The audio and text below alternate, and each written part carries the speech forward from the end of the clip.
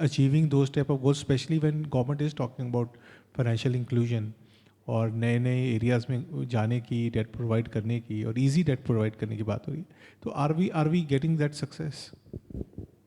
तो जो मर्जर हुआ है उससे ज़रूर फ़ायदा हुआ है, क्योंकि इकोनॉमिक्स ऑफ स्केल के हिसाब से भी कई चीज़ें आज के डेट में ऐसी हैं, खासकर डिजिटल होने के बाद। Now the banks are not only banking companies but they have become kind of IT company also. तो कुछ हमारे पास जो ह्यूमन रिसोर्स हैं वो हर बैंक में रखने पड़ते हैं इररिस्पेक्टिव ऑफ इट्स साइज। तो नेचुरली अगर हम दो बैंकों को मिला देंगे तो एक ऑप्टिमल जो इकोनॉमिक्स ऑफ स्केल के हिसाब से भी बेटर रहेगा। प्लस जो उनको मार्केट से अगर जो पैसा उठाना पड़ता है उसके लिए आसानी है। तो अभी तक का एक्सपीरियंस ब्रॉडली ठीक रहा है। शुरू में कुछ प्रॉब्लम्स थी इन रिस्पेक्ट ऑफ जो एम्प्लॉयज़ का आपस में जो डायनेमिक होती है कि ये एक्स बैंक से आया है, वाई का नहीं। So all those things are now by and large they are settled. जैसे फॉर एग्जांपल पहले एक मान लीजिए एम्प्लॉय कोड होता था, तो दोनों बैंकों का कोड अलग अलग चलता था हर एम्प्लॉय का। So you can distinguish even with in the merged banks कि ये कौन से उसका है। अब वो सब एक कर दिया गया, हार्मोनाइज कर दिया गया। तो काफ़ी हद तक जो एम्प्लॉयज़ हैं उनमें भी ये समझ आ गई है। और जिस तरह से बैंक का टॉप मैनेजमेंट, खासकर पब्लिक सेक्टर बैंक्स का हम सेलेक्ट करते हैं, they can move from one bank to another. तो ये बातें अब they are not there actually. और जोशी साहब, आप हमारे साथ हैं तो हम उस चीज़ का फ़ायदा उठा रहे हैं। हाँ, एक चीज़ मैं और ये कहना चाहता हूँ कि एक जो पहले हम कोशिश ये कर रहे हैं कि आईबीसी में अमेंडमेंट की बात चल रही है काफ़ी हद तक। जो एक ये चलता था कि भाई मान लीजिए कि जो एनसीएलटी वगैरह के थ्रू या डीआरटी के थ्रू जो रिकवरी का परसेंटेज बहुत कम है, वो उसको कैसे इम्प्रूव किया जाए। तो अब अगर हम ये मान लें कि विकसित भारत जो हम जिसकी परिकल्पना कर रहे हैं, उसमें भी हम यही ढर्रा रखेंगे कि हमने किसी आदमी को 20,000 करोड़ दिया और बाद में हम उससे सिर्फ 1,000 करोड़ लेकर के बैठ जाएंगे, तो उस चीज़ को भी एड्रेस करना है। तो मुझे लगता है अगर इस एक बड़े इशू को हम एड्रेस कर लेंगे तो बहुत अच्छा रहेगा। तो उसके लिए प्रयास एक्चुअली यहाँ पे शायद ये प्लेटफॉर्म ना हो कहने के लिए, जी। बट जो पीएसबी बैंक्स हैं वहाँ पे एक धारणा भी बन गई है कि हम अगर थोड़ा सा अगर अच्छा बिजनेस नहीं भी करेंगे तो government is there to back us. और उस कारण से भी हमें कई बार लगता है कि शायद उस स्पीड से नहीं बढ़ रहे हैं बैंक्स। हमने विदेशों में देखा, हमारे अमेरिका में देखा है, यूरोप में देखा है कि किस तरीके से बड़े बड़े बैंक, हम जेपी चेस के आसपास भी नहीं है, वो मर्ज भी करते हैं, डी मर्ज भी करते हैं, वो अपने एक नए तरीके की लैंडिंग की तरफ भी जाते हैं। तो हमारे जो एक जो लार्ज कंपोनेंट है हमारे कमर्शियल बैंक्स का, वो पीएसपीज है।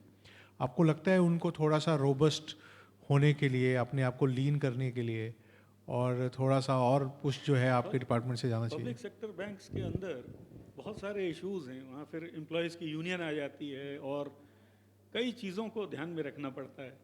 जो अमेरिका का सिस्टम से मैं उतना वाकिफ़ नहीं हूँ, लेकिन मुझे लगता है कि जो हमारे पब्लिक सेक्टर बैंक के सीईओज हैं वो बहुत सारे रिस्ट्रेंट में काम करते हैं। तो उनके काम को या परफॉर्मेंस को हमें उनके जो कंस्ट्रेंट हैं उसे देख के अप्रेज या इवेलुएट करना चाहिए। जो अमेरिका में सबसे अच्छी चीज़ जो कॉर्पोरेट के पॉइंट ऑफ व्यू से मैं कहूँ तो वो है कि वहाँ स्किन इन द गेम है। उसकी उसका उसके लिए प्रॉफिट भी है, उसके लिए रिस्क भी है। तो रिस्क को अप्रिशिएट करता हुआ वैसा ही प्रॉफिट भी है। पर जो हमारे यहाँ है वो बिल्कुल ही एक अलग तरीके का है। किसी भी एंटरप्रेन्योर को भी हम लोग जो है अलाउ भी नहीं करते हैं कि इस तरीके से बैंक्स को ओन करे। आपने खुद ही बताया कि कॉर्पोरेट्स जो हैं उनको आप भारत सरकार जो है वो नहीं सोच रही है कि उनको अलाउ किया जाए। पर जिस तरीके से बाकी बिजनेसेस में कॉर्पोरेट्स ने अच्छा किया है, अपने नए आयाम बनाए हैं, ग्लोबली जो है उसको खड़ा कर रहे हैं, आपको लग रहा है कि कुछ प्राइवेट सेक्टर के लिए कुछ और थोड़ा सा एक लीवे बनाना चाहिए ताकि वो आके बैंकिंग सेक्टर को एक next level, as an entrepreneur आके उसको नेक्स्ट लेवल पे लेके जा सकें? प्राइवेट सेक्टर के लिए जो अभी भी बहुत सारे प्राइवेट सेक्टर बैंक हैं, मुझे लगता है 12 ही बैंक हैं हमारे सरकारी। तो बाकी सर जो बहुत सारे बैंक हैं प्राइवेट सेक्टर प्राइवेट सेक्टर में जिस तरीके के बैंक अच्छा कर रहे हैं, कुछ बैंक बहुत अच्छा कर रहे हैं, कुछ स्मॉल फाइनेंस बैंक भी बहुत अच्छा कर रहे हैं। तो जो आरबीआई की पॉलिसी है मुझे लगता है ठीक है, उसकी के हिसाब से। सर आरबीआई की पॉलिसी कहती है कि इवेंचुअली ये कॉर्पोरेट जो है वो 10% से ज़्यादा इक्विटी उसमें नहीं रख सकता है। तो हमने देखा कि उदय कोटक जी का जो इशू आया उसमें भी हमने देखा, उससे पहले राणा कपूर के ऊपर इशू आया। और हमारे पास ऐसी इंस्टीट्यूशंस भी नहीं हैं भारत के पास कि जो बैक करके उन बैंक्स को इंडियन रख सकें। और जब हम प्राइवेट सेक्टर बैंक्स को फोर्स करते हैं कि आप अपनी स्पेशली जो उनके इन्वेस्टर्स हैं कि आप उसकी इक्विटी को आप डिल्यूट करिए, और इवेंचुअली जो है वो फॉरेन कंपनीज आके जो है उन बैंक्स को ओन करना शुरू करती है। हम आईसीआईसीआई बैंक की करें 74% जो है तो फॉरेन इंस्टीट्यूशन उसको ओन करते हैं। एचडीएफसी बैंक में काफ़ी ओन करते हैं, एक्सिस बैंक में करते हैं, अब कोटक बैंक में भी जो 50% से ऊपर है।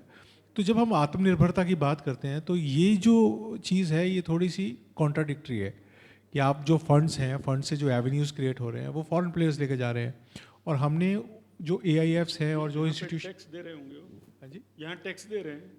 नहीं टैक्स तो दे रहे हैं पर जी डिविडेंड भी तो लेके जा रहे हैं ना। तो हमने मतलब पॉलिसी ऐसा है कि हमें ज़्यादा कैपिटल चाहिए अपने कंट्री का विकास करने के लिए, इसलिए हमने उनको परमिट किया हुआ है। नहीं, पर आपको ये नहीं लगता जब ये परमिट किया गया था तब वॉशिंगटन कंसेंसस जो है वो हम लोगों पे हावी था, पॉलिसी मेकर्स पे, इवन जर्नलिस्ट के ऊपर।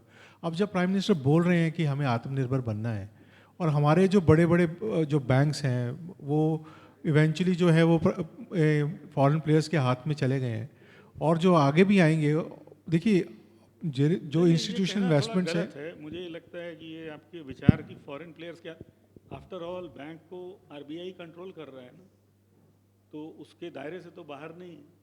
इक्विटी किसी की भी हो, जो आरबीआई के हिसाब से ही उसको चलना पड़ेगा। हमने फॉरेन बैंक्स को भी अलाउ किया हुआ है।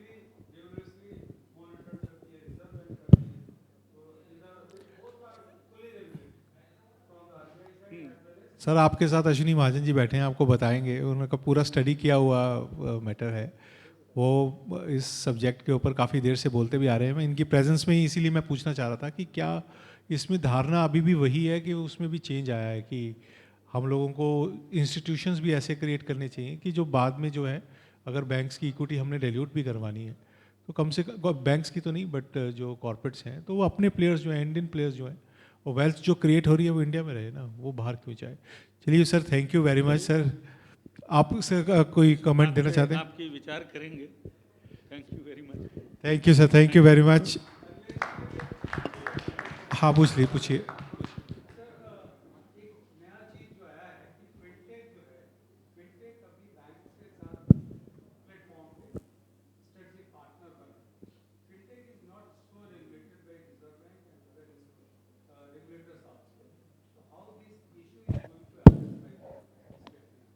This is a very real concern of the bankers also, sir, because the fintech is not so regulated.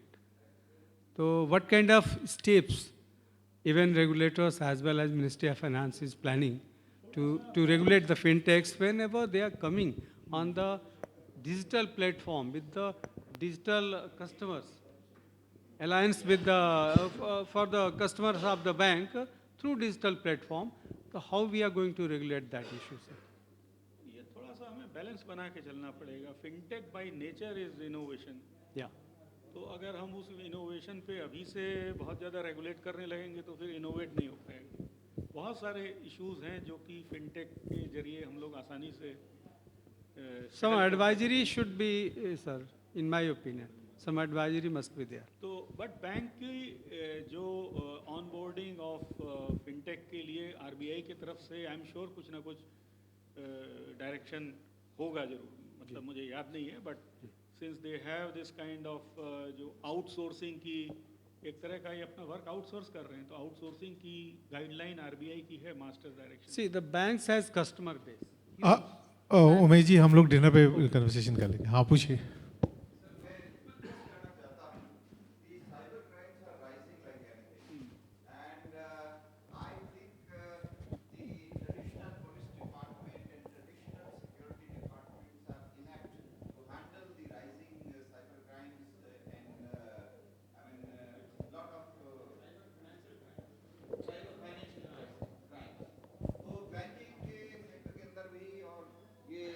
Password और यूपीआई, ये इन सब के लिए एक अलग नेशनल लेवल पे एक सिक्योरिटी सेटअप बनाया जाना चाहिए, जो हर इम्पॉर्टेंट सिटी में अपना ब्रांच वगैरह खोले और पूरे देश की जो में बढ़ रहा है, जो फाइनेंशियल साइबर क्राइम्स हैं बहुत तेज़ी से बढ़ रहे हैं, उनको रोकने के लिए स्टेप्स उठाए और जितना जल्दी हो सके क्रिमिनल्स को गिरफ्तार करके और एक्शन लिया जाए।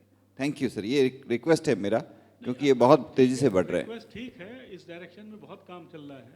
मिनिस्ट्री ऑफ होम ने एक I4C क्रिएट किया हुआ है और एक प्रॉब्लम वही है कि आप ट्रेडिशनल पुलिस डिपार्टमेंट को ही ये काम दे रहे हैं उसको रोकने का, जो मैंने आपको रिक्वेस्ट किया कि वो इसके लिए सक्षम नहीं है, आप एक नया डिपार्टमेंट शुरू करिए। नहीं, इसमें मैं एक दूसरा एंगल भी ऐड करना चाह रहा हूँ। एक तो पुलिस का हो गया और उसके लिए हर एक स्टेट लेवल पे कंट्रोल सेंटर्स हैं और जहाँ पे वो बैंक्स के ऑफिसर भी उनके पास कई जगह पे बैठे हुए हैं जो कि इसको तुरंत काम करते हैं। लेकिन क्या है कि जो कस्टमर है उसकी अवेयरनेस एक बहुत बड़ी चीज़ है। मुझे लगता है जो ज़्यादातर क्राइम होते हैं वो माफ़ करिएगा, जो व्यक्ति है उसका कहीं ना कहीं कोई लालच या कुछ वो धोखा खा जाता है। इवन वेल एजुकेटेड पीपल, जो मेरे पास बहुत से केस आते हैं, सीनियर IAS ऑफिसर्स के आते हैं, कहीं ना कहीं पे वो एक जो कहीं थोड़ी सी ग्रीड वाला एंगल भी रहता है। तो हमें ये एक परपिचुएट करना होगा इसे। तो ठीक है, पुलिस को स्ट्रेंथन करना है, पुलिस की ट्रेनिंग करनी है, नया डिपार्टमेंट क्रिएट करने से मुझे नहीं लगता कि कोई बहुत इसमें तरक्की हो पाएगी। जो एग्जिस्टिंग पुलिस सेटअप है उसी को हमें रीओरिएंट और ट्रेंड करना पड़ेगा। सो प्रदीप खिमानी जी, Pradeep ji central bank of India के बोर्ड पे हैं। नमस्कार सर। सर, एक बात मेरी है कि जो बैंक की तरफ से पुलिस में कंप्लेंट जाती है वो FIR में कन्वर्ट नहीं होती है। 5 साल से कंप्लेंट पेंडिंग है लेकिन FIR नहीं बन रही है। तो एक बार उसके ऊपर रिसर्च करके ये कंप्लेंट कैसे FIR में कन्वर्ट हो जाए जल्दी से, उसका कुछ प्रावधान बनाना चाहिए।